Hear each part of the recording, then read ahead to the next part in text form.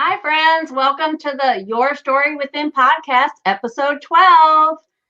This week, we're going to talk about resumes, and I have my resident awesome person. She just does everything. I keep coming up Is that with my new names for her. title?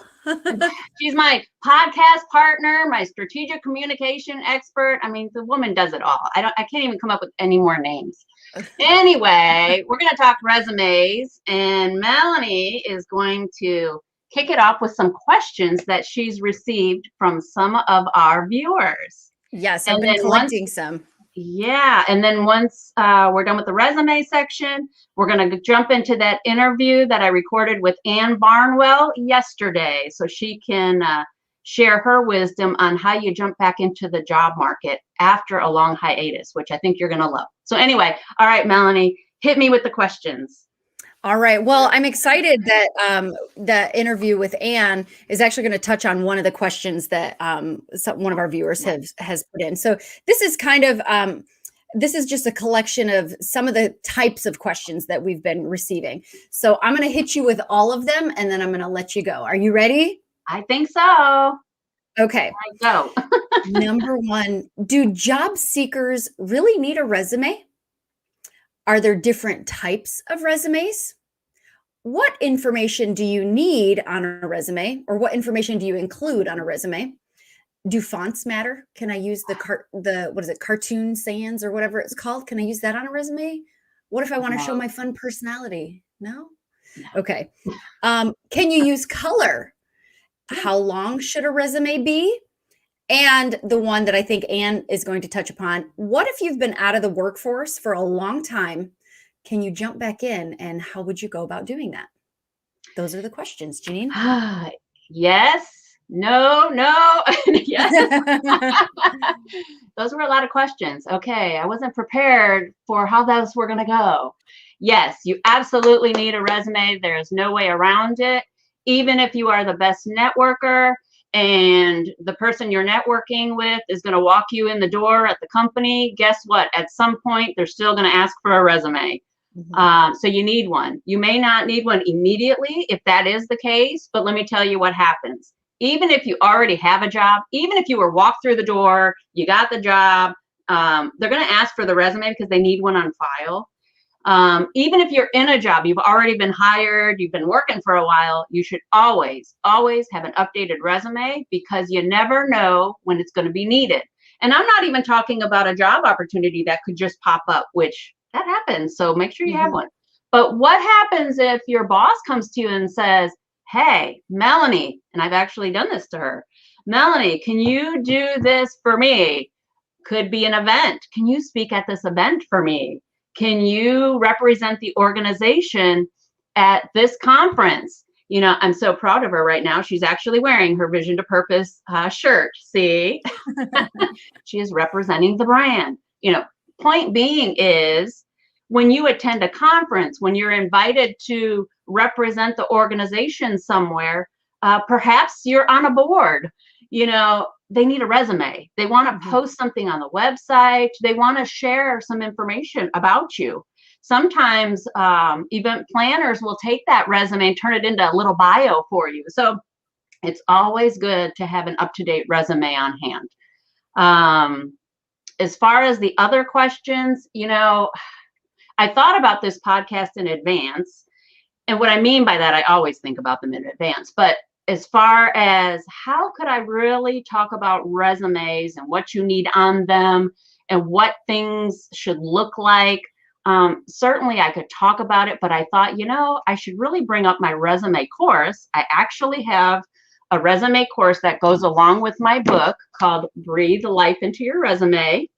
There's a course I host on Teachable that walks you through via video, telling you how it should look, why you should do it, and then shows you examples. And I thought, you know, maybe I should give them a little insight into that course so they could see exactly what they need to do, because it's easy for me to say, oh yeah, you need a headline and core skills and all these things. But I never want to confuse anyone to say, you know, for them to sit there with the, you know, deer in the headlight look like, well, where do I put all of that information? So With all of that said, Melanie, I think I'm going to take them to the course so they can actually see what it looks like for a resume. So anyway. Sounds like a great plan. And Ken Jones just popped on and says, hello, J9. Hi, Ken. Thanks for popping on. Ken and I used to work at the Navy Expeditionary Combat Command together. And we were in a program called the Department of Defense Executive Leadership Development Program together. But that's a whole nother story. I could tell you about how we rappelled off buildings and jumped out of airborne training towers, but we'll have to have Ken on for another show about that topic. We'll have to add that to his resume. Yeah, that's right. I think that's on there, isn't it, Ken? All right, let me get into the resume. All right, I'm going to share my screen. Bear with me here while we grab the right course. So this is part of the resume course. There's lots and lots of things you can do in here. But for today, I'm going to jump down to a section called Your Story, because you need to be able to tell your story in a way that will resonate with people via your resume. So I'm going to hit play on this. There we go. And I'm going to put it in. That in today's job market, you have 6 seconds to capture the attention of a prospective employer. Yes, you heard that right. 6 seconds. Just as technology has changed how we work and live, it has also changed how we apply for jobs. In the past, resumes were read mainly in hard copy form. Today, most resumes go through a system, then a human review. To help you succeed in the modern job market, I'm going to teach you my proven 3x3 method so you can quickly capture the attention of anyone who reads your resume. Ready to learn my 3x3 method? Great. Everything you need to know has been provided in this lesson. When you have completed the lesson, click the Complete and Continue button to move on.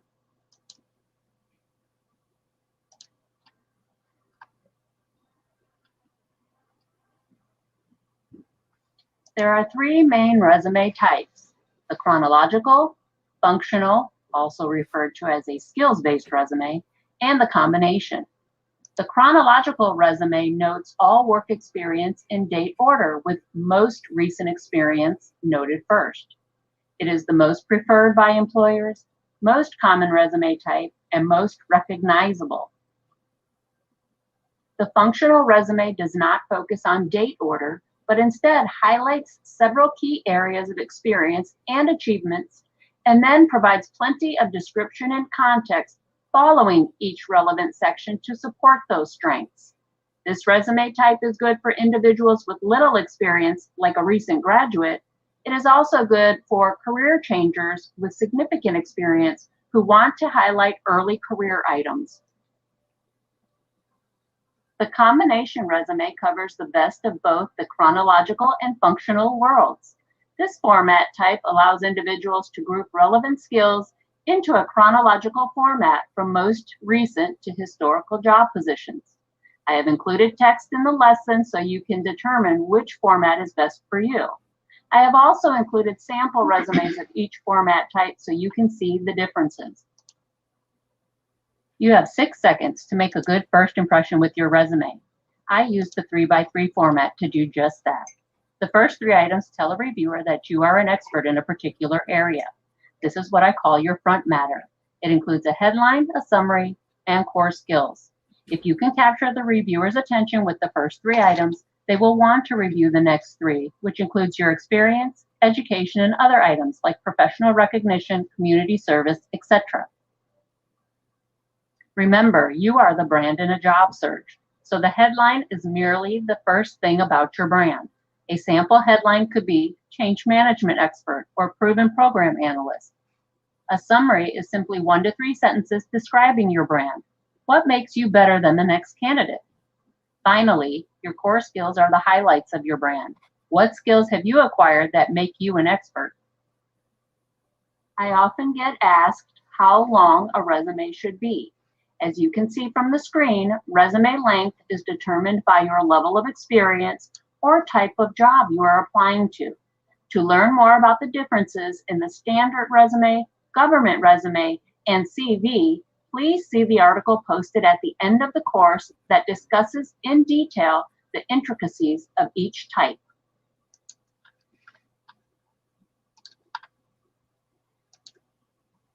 So there we've covered some of the, we've addressed some of the questions Melanie had asked. You know, what types of resumes are there? There's 3 types we talked about. How should the resume kind of flow? You know, I use a proven 3x3 method to make sure you're telling your story in a manner that will resonate with people, because you have 6 seconds to sell yourself to whoever's reviewing that resume. And if you can't do it in 6 seconds, they're not going to want to read the rest of your resume. They're going to go to the next one in the pile, or I should say really on the screen, because most resumes are read via the screen these days. So to address the next questions, I'm going to go back into that video and continue to play. So let me make sure I'm back on the screen here. Let's see if I'm doing this all correct. You know me with technology here. All right, it looks like we can see it. And then I'm going to show full screen. All right, so now we're going to talk building the foundation. Building the foundation of the resume goes a bit deeper than knowing format type, content, and layout. In this lesson, we're going to talk about the 7 best practices. The first one we're going to talk about is spacing after punctuation. On the typewriter, we had to space twice after punctuation to ensure there was enough space between sentences. With the prominence of computers and the plethora of fonts, that issue no longer exists. So the need for extra spacing is also gone. Hence, you only need 1 space after punctuation. Best practice number 2 is tab functionality. Be sure to set your tabs using the function within your word processing program like Microsoft Word. If you use spacing to indent your sentence, it may look good on your end, but it could be skewed on the reviewer side. Don't risk it, use tabs. Best practice 3 is simply to be consistent throughout your resume. For example, if you bold an organization, then bold all instances of organizations. Again, just be consistent. Best practice 4 is proofreading. Be sure to double check your resume for errors before you send it out. I recommend sharing your resume with a trusted friend to review just to be safe. Best practice number 5 is readability. You have 6 seconds to sell yourself, so use things like bullets, sub-bullets, and even columns to showcase your information quickly. We will delve a bit deeper into this area in a future lesson. Best practice number 6 is about fonts. 2 main factors influence the fonts you select: space considerations and appearance. It is best to use fonts that are commonly accepted by all word processing systems. This will ensure your resume text doesn't change when opened by a reviewer on the other end. Here is a list of recommended fonts. Serifs are good for text, and sans serifs are good for headings and subheadings. Font selection is also good when trying to fit text on a page. Note from the example of how different each font looks as compared to the other fonts. If you use Verdana, it will definitely take up more room. Same goes for Cambria. In this example, notice which font is seen most clearly in the smaller font size. Verdana and Cambria may take up too much room when bigger, but they appear to be the easiest to read when using the smaller font size. Again, choose your fonts wisely. My recommendation is to use an 11 or 12 point font when using serifs and a 10 or 11 point font for sans serif fonts. The final best practice tip pertains to the online search. Bottom line, if you use common fonts, not only will your resume look better on screen, it will also make it through applicant tracking systems. If you use non-common fonts or characters, you risk being rejected by the system. When that happens, you think you've applied, but you really haven't because the system doesn't tell you of the error. So again, choose your fonts wisely. The plan of action item for this lesson is simply to Okay, so I think I covered most of the other questions. Those 7 best practices are very important. For instance, I have worked with a lot of clients who, instead of using tabbing, will space bar, space, space, space, space, space to say, have an organization name and then the dates over to the far right. Well, when you do that, it may look good on your screen, but what happens is when the reviewer gets it, you don't know how their computer settings are. So they may get your document and it may be altered. So you don't want to use spacing in your resume for things that a tab can be used for. So in other words, if you need to space more than 5 spaces, use a tab, because an indent is typically a default of 5. So make sure you're using that tab functionality in your resume, not spacing. Okay. So I wanted to definitely point that out.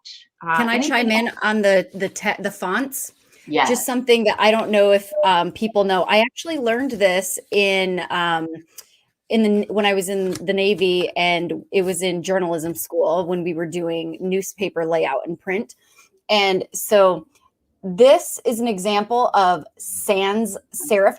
Sans means without. I know you know this, but sans means without. So it's sans serif, and this is serif. And the serifs are these little extra decorative things on your fonts. So typically, don't the serif fonts take up a little bit more space per letter? Yes, yes. And I will tell you, so one of the things with resumes that have changed over the years, it used to be everybody put everything in Times New Roman for content and whatever, which is a serif font. Yes. And they did that because if you look at textbooks, magazines, regular books, in a lot of cases, that's how the font was, because that was a very common universal font. Well, now that resumes are being seen on computer, they say don't use Times New Roman, you go with a sans serif. And how I like to explain it is, like Melanie said, without. So a serif has wings, I call it, those little extra things, I call them wings. And then the sans serif is without the wings, you know, and you saw through the little video the difference in sizing. So a lot of times I have worked with people who they try to squish everything in when, to fill the page or whatever, no white space, but they're actually doing a disservice, because you kind of need white space, and it's better to shrink a font or to enlarge one for impact than to try to cram everything in there. And you do that by going back and forth between the serifs and the sans serifs. So again, make sure you're using those to your advantage, because as Melanie said, no, Melanie, you can't use comical or cartoon character type fonts. No, they're not common, so they probably won't make it through a system anyway, but there's other ways to demonstrate your personality. And you can do that with different font choices and how you use them. I'm going to show one more clip. Let me get back in there. See if I can do this right again here. I'm going to show another clip, because you had talked about, I think you asked me about color, but I could be wrong. I did. Well, and can you put it on colored paper? I would say no on the colored paper, but you can use color on your actual resume. So you can put your name in a navy blue font. My favorite colors are navy blue. I like to use gray shading. I like to use what I call reverse text. So if I want something to pop, I could do a navy blue background with white lettering, or, different things to make a resume pop is okay. It gets tricky when you try to add in text boxes and graphics and those kinds of things. It's not that you can do it, but you have to know who your audience is. So if you're a graphic designer, absolutely, your resume is going to be jam-packed with those kinds of things, because that displays your expertise. If you're, applying for an IT job, well, no, it wouldn't make sense to put that on there, but you can use some color. You could use navy blue. You could use a green. You could use maybe even a little bit of a red. You just have to use it tastefully. You want your resume to be visually appealing. You don't want your resume to scare someone away, like, oh my goodness, what is all this? You don't want it to be distracting, in other words. So let me go to the next little clip, because it'll show you some of those things, some of the things to consider. All right, so let me see if I can just bring it up from where we left off.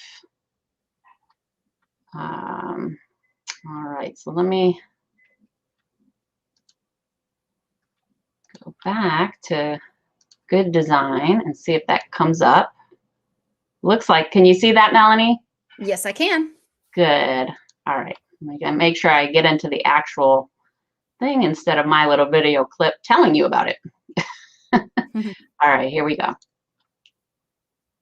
To make your resume as visually appealing as possible, you have to use all tactics at your disposal. Design considerations include 7 tactics. Page balance is about making sure there is not so much text on a page that the words run together or become difficult to read. Focus is about capturing the attention of the reader quickly by using things that are visually appealing. In this case, the front matter, like the way you lay out your contact information, the addition of a headline to demonstrate your expertise quickly, and the inclusion of a purpose statement to illustrate what you care about. Text appearance is using techniques at your disposal to help you stand out. Want to emphasize something on your resume? Use a larger font. Want to catch the reader's eye quickly? Use bolder fonts. Want to really stand out? Use reverse text for contrast. All techniques shared can be used to help your contact information, headings, and subheadings pop on the page or on the screen.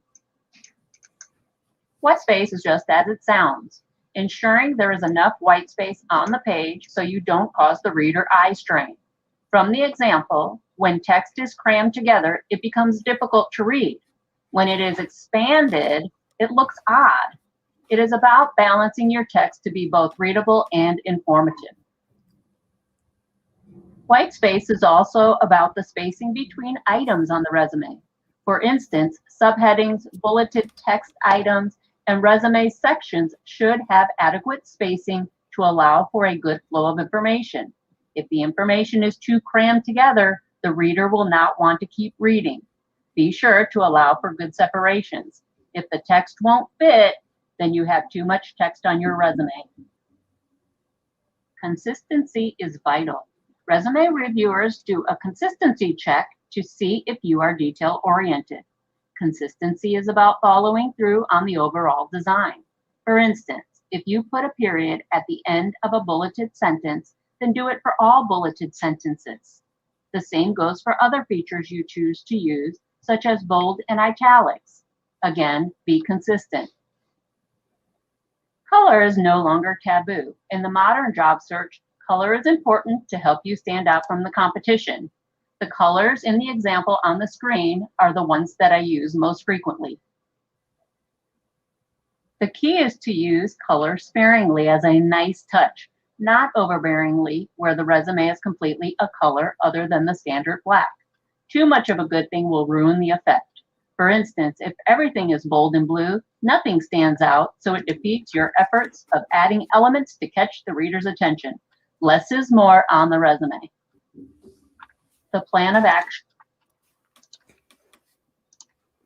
Okay, so I think I covered color, and I even threw in some things that you didn't ask for, Melanie, but it was, I think, a better way to kind of show our audience, you know, things to consider, like that white space. Remember when I said, you know, if you use a font and you're trying to cram all this in, it makes it very hard to read. So remember, those, you know, hiring authorities are reading hundreds, in some cases, thousands of resumes. You do not want to be the person to cause them eye strain, because you know what's going to happen? They're going to do like this. Oh my goodness. And they're going to throw it.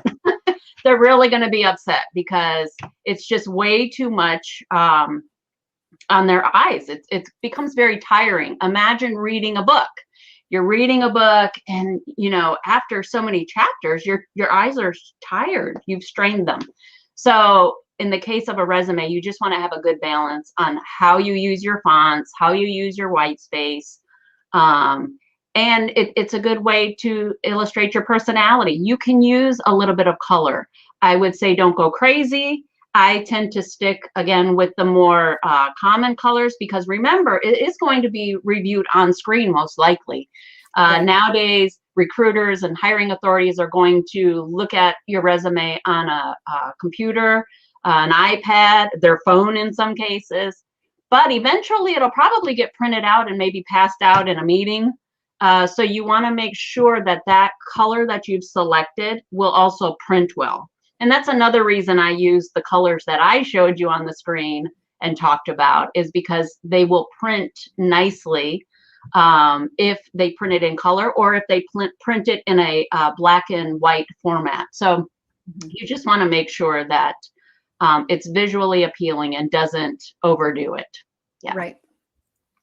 Any other? Well, you've created sort of a conundrum now. You showed just a little taste of that course, and I know that people are going to want to take the course in its entirety, because there's so much good information just packed in there. Yeah, so I did want to show the course. My point was not to say, go out and buy my course, but it would be great if you bought my course. Because in that course, I do offer a lot of other resources. For instance, you will get several free resume templates that you can use to actually build your resume. And again, you have the lessons. I only showed you, three lessons to walk you through. There is a section within, and let me see if I can bring that up real quick. Let's see here.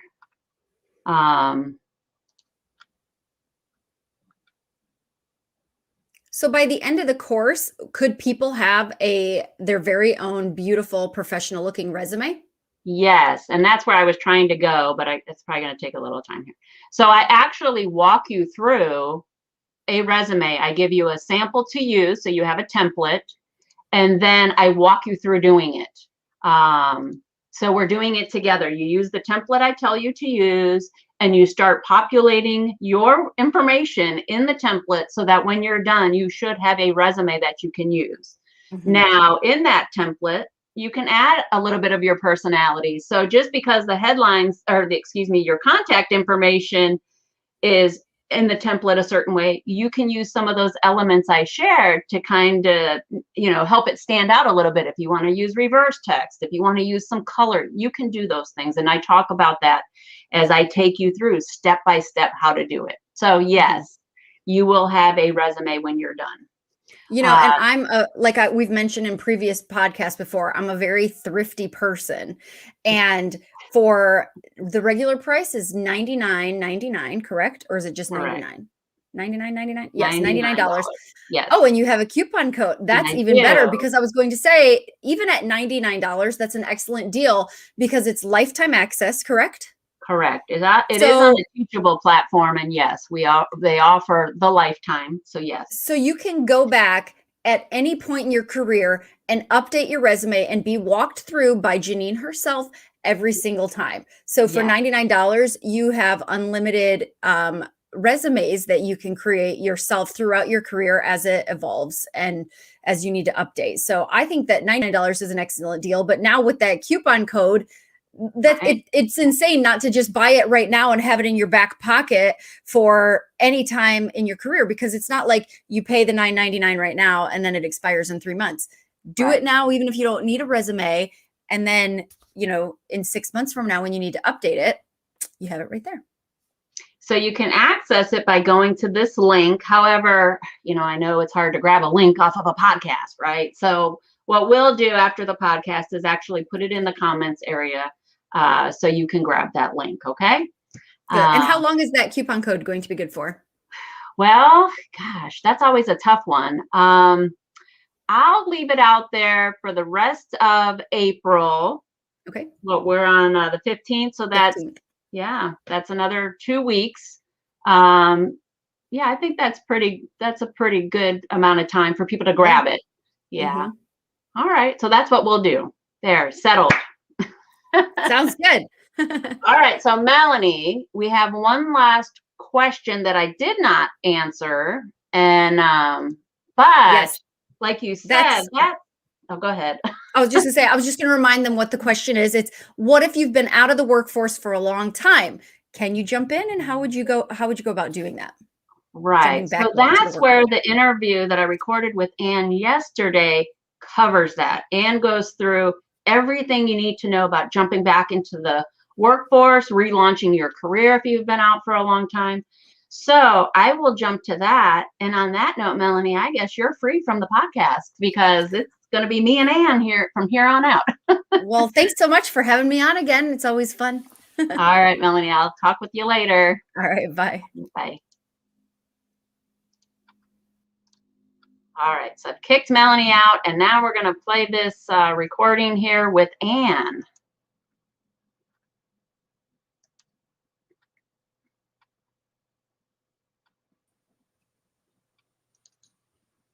Hi, Ann. How are you today? I'm doing great. Hope you're doing well. Yes, yes. So, friends, I wanted Ann Barnwell to come on the show today because she is an expert. So let me tell you a little bit about Ann. So Ann began writing resumes as a college student back in the career services day. She was in the career development office. I was in career services, so we have a commonality there. She loved writing resumes so much and critiquing them that she decided she wanted to have a career in it later in life.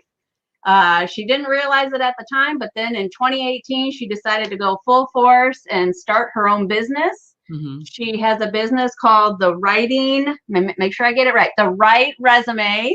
Mm-hmm. I love it. I love it. Perfect name. Where she crafts resumes, she does cover letters, she does LinkedIn profiles, and a whole bunch of other stuff. Ann has earned many certifications on the career front, and she's still earning more. She does have the LinkedIn profile certification, as well as several resume certifications. However, the reason I wanted Ann on the show today was because of her experience having to relaunch a career after being out of the workforce for 12 years. I get a lot of clients, and I know you do too, Ann, that struggle to get back in, those stay-at-home moms, career transition, sabbaticals from work. I'm in academia as well, and sometimes we take time off to write, and then trying to get back into the workforce, it's not as easy.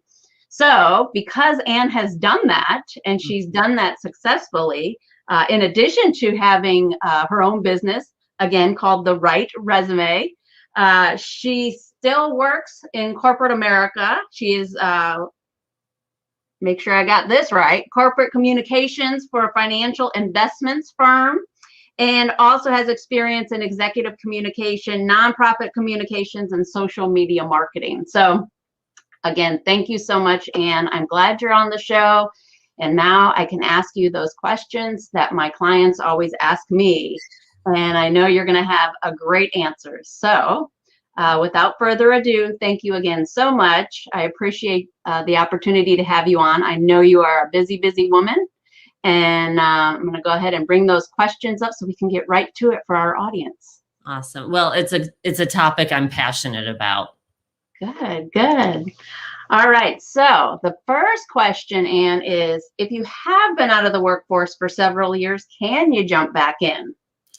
Yeah, of course you can. And I'm living proof of that. And so are plenty of other men and women who have left the workforce for whatever reason and are ready to come back in.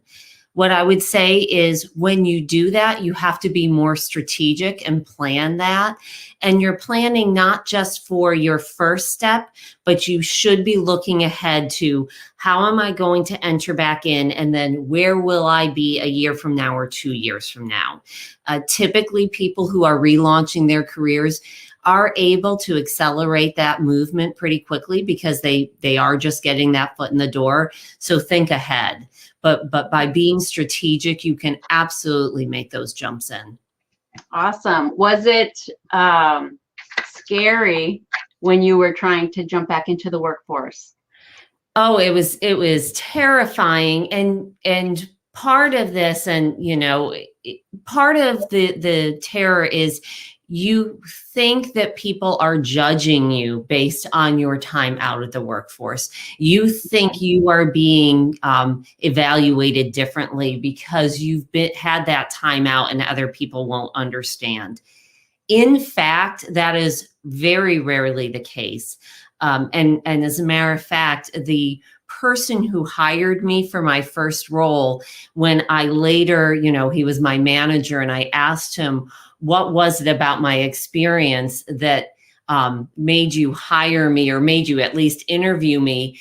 Right. The irony is, his response was that he realized I was a military spouse, and he thought, well, I know military spouses are tough, and so I want to interview this person. So it was actually not my work experience. It was my personal experience. Oh, good to know. Awesome. So, yeah, it really was. It was, and it really opened my eyes, and made me realize that what I was so concerned about was not necessarily the case. That is good advice, Anne, for all of our listeners today who are in that situation, trying to relaunch a career, because confidence, I have found, is a huge issue for them, especially my stay-at-home moms who are now returning. They had successful careers, made a choice, whether it was for military transition type reasons or whatever the case may have been. And I always look at, I have the interviews, the conversations, and I see all of this great stuff that they've done and continue to do. Nothing stopped. They just didn't go to a job to do it. How do we get that all on paper? And so I'm so glad you shared that, because they really need to understand what they bring to the table. They bring so many transferable skills and those kinds of things. So, all right, well, let's jump into the next question. What are the barriers that make returning to the workforce difficult, especially if you've been out for years? Yeah, so there are a couple, there's a couple different barriers or challenges. I think the first one is there isn't a clear blueprint for you right at that moment. If you're in a regular job day in, day out, whether you intend to go forward with that career plan that your employer has for you or not, there's a blueprint in mind. They have in their mind, you're in this position, you'll either grow in that position or maybe you'll find something different. There is no blueprint for you when you're out of that workforce. So you really need to be strategic and think through, what is my plan? The second barrier, I would say, is companies don't always know where to put you in. So let's say you were a director when you left the workforce. Well, you might not have the institutional or industry knowledge you have to have that moment to return as a director, but you have great experience. You're obviously, you're a leader, you're intelligent, you're all of those things. So where do they put you? So that can be a little challenging. The third challenge, I think, is that break in skills. Are you missing skills? Are they up to date? The beauty of that is just go online. You can find a wealth of online courses. There is so much out there to build your skills. And the fourth thing, and you've already touched on it, and it is mental. It is, what do we perceive or believe that people consider our experience? And right. I often, when I work with a client and they send me their draft of their resume or cover letter, they spend so much time trying to explain why they haven't been working. And it's, they feel like they have to explain it. And it's like, no, it's one sentence. I've been focused on my family. This is what I'm doing now. And it's really, don't try to defend yourself as if you did something wrong. Explain why you made the choices you did and that it was the right choice, and now you're ready to step back in. Right. And be proud of it and be confident in it. Yes. Well, two things. So Anne is a LinkedIn strategist. She is Mhm. certified in it. So LinkedIn offers learning options as well. So if you have a LinkedIn platform and you haven't taken advantage of that, I suggest you do that. And then confidence, yes. So, it's the mindset is so huge.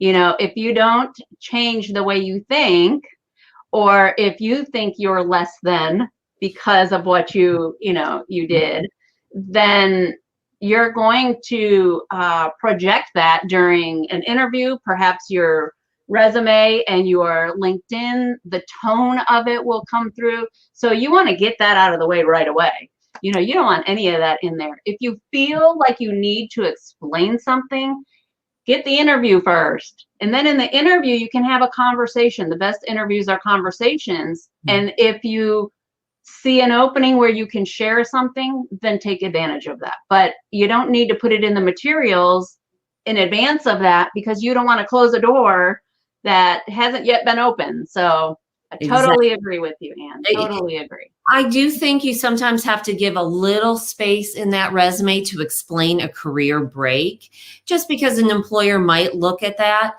but it does not have to be a lot of space. A single line.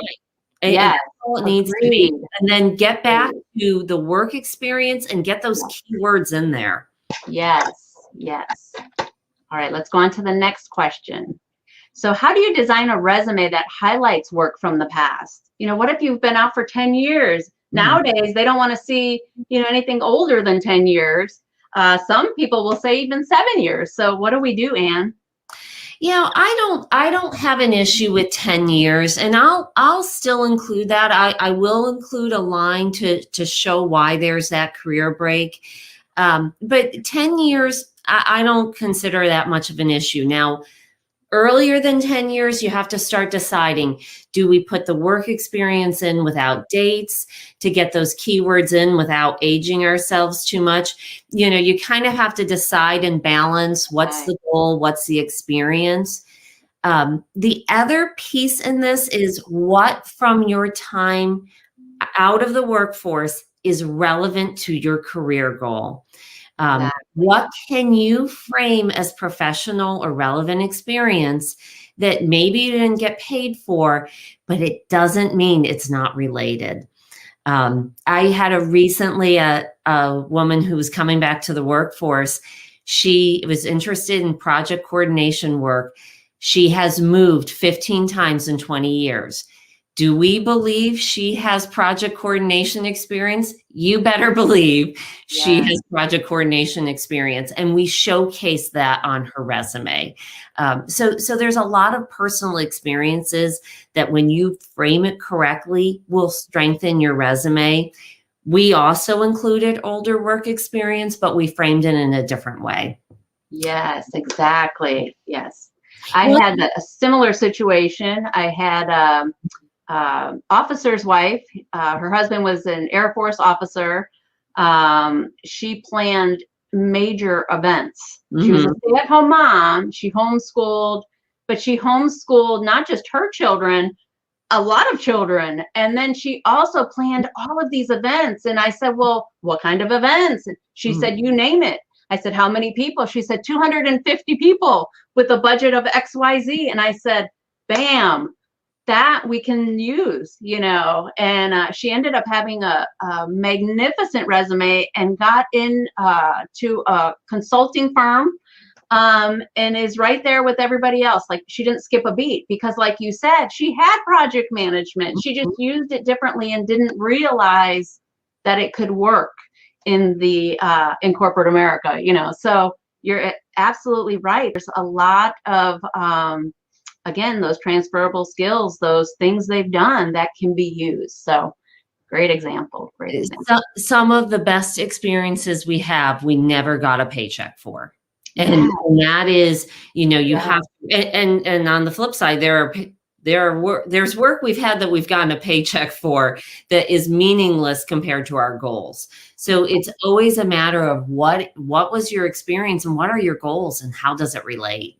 Yes, it kind of reminds me of my military members who are transitioning, who have done a particular role for years, but Anne, having been exposed to the military, they get a lot of collateral duties. I get a lot of transitioning military members who end up liking the collateral duty, and that's what they want to go into. So having to pull that and create a resume that doesn't highlight so much the job they don't want anymore, but that collateral duty, so Absolutely. yes. All right. So then the last question I have for you is there a better way to get a job if you've been out of the workforce for an extended amount of time? Well, I mean, and this is no different than anyone else. It's all about networking. Networking, every single person who's looking for a job, or even if you're not looking for a job today, you should be networking, because that is where, I read one article, they said, 85% of the jobs are filled by networking. Whatever that number. I read an article that said it's up to 93 now. So, well, nothing surprising. And, right? and it makes sense, right? We always want to know ahead of time, what can that person do? Where it comes in a little different for someone returning to the workforce is they might have very well, though some of those networks might have cobwebs on them, right? So they need to brush that up. So the first thing is make sure you have the tools you need to network. You need a strong resume and strong LinkedIn profile so that when you are reconnecting, they're not viewing you as someone who's been out of the workforce. They're viewing you as someone who's ready to come back in. Really important in that phase. You cannot take for granted that they understand what you are prepared to step into. So go back to old, former colleagues, former managers, reconnect with them. You can also look at your personal connections, but here's where I'll say you have got to be strategic in those connections. You will find, and everyone is well-meaning. This is, what I experienced. I was returning to the workforce. I was college educated. I had extremely good work experience and strong work experience before I left the workforce. I informed friends that I needed to get back to work, and their answer was oftentimes trying to connect me to jobs that were not what I was looking for. They were typically jobs that were lower than what my experience warranted. There is nothing wrong with that. There is a place for that, but it wasn't the job that I needed to pay the bills. So that is one of the really important things. You have to be clear. You have to be strategic. So when I networked with personal contacts, I made sure I networked with people who could get my foot in the door in the places that would get me where I needed to be. Really important point, because, and it can be disheartening to want to get back into a real career and having people trying to get you a job that's minimum wage, hourly. That can be very disheartening, and that feeds into that feeling of those negative thoughts that you have while you're doing that. So be really prepared with your resume and be strategic. So Anne, thank you so much for sharing all this great advice. So if somebody wanted to contact you, how could they reach you? Well, there's therightresumes.com. Or my email address is Anne, ANNE, @therightresumes.com, or connect with me on LinkedIn and let me know that, you saw me here, and I'm happy to answer questions and talk. Okay, I'm going to put this on the screen. You double check, make sure I got it right. All right, is that right? That is right. Resumes.com. All right, so that's how they can get you. And she also said on LinkedIn, friends, just look her up, Anne Barnwell on LinkedIn. All right, Anne, well, thank you so much. I appreciate your time today. And I'm sure we'll have you on the show again to talk about another topic that will be good for our job seekers. Well, thank you so much. It's a topic that is so important, and I'm glad to be on. All right. Have a good rest of your day. Too. So there you have it, friends. We talked resumes. We had Ann on, who talked about jumping back into the workforce if you've been out for a long time. I think we covered a lot of good information. So I hope y'all are feeling great. If you have any questions, just post them in the comments. I'm happy to respond to them. If you're just now joining us, you've missed some of the session, but you're watching on replay, thank you for watching the replay. I think you'll find the episode to be informative and hopefully helpful. And if you have questions, you want a resume expert, please reach out to us at visiontopurpose.com. Happy to help, happy to get you to your next phase in your career journey, we'll say, journey. All right, so what's going to happen next week? So I told you that the entire month of April was going to be dedicated to job seekers, to career-centric topics. So next week, I have two awesome guests coming on, experts in LinkedIn. So this week we talked about resume writing. Next week, we're going to talk about LinkedIn. Should you have a resume and a LinkedIn? Yes, you should. And next week, you're going to learn why. So we're going to have on the show next Thursday, April 22nd at 11 a.m., same time, same channels. We're going to have Tom from careerthinker.com and Annette from careerintelligenceresumewriting.com. And both of them are going to share expert advice on how to optimize your LinkedIn profile so that you can stand out against the competition and get that job that you seek. So don't miss next week's episode. All right, friends, that's all I have for today. Thanks for tuning in. I'll see you next week. Bye.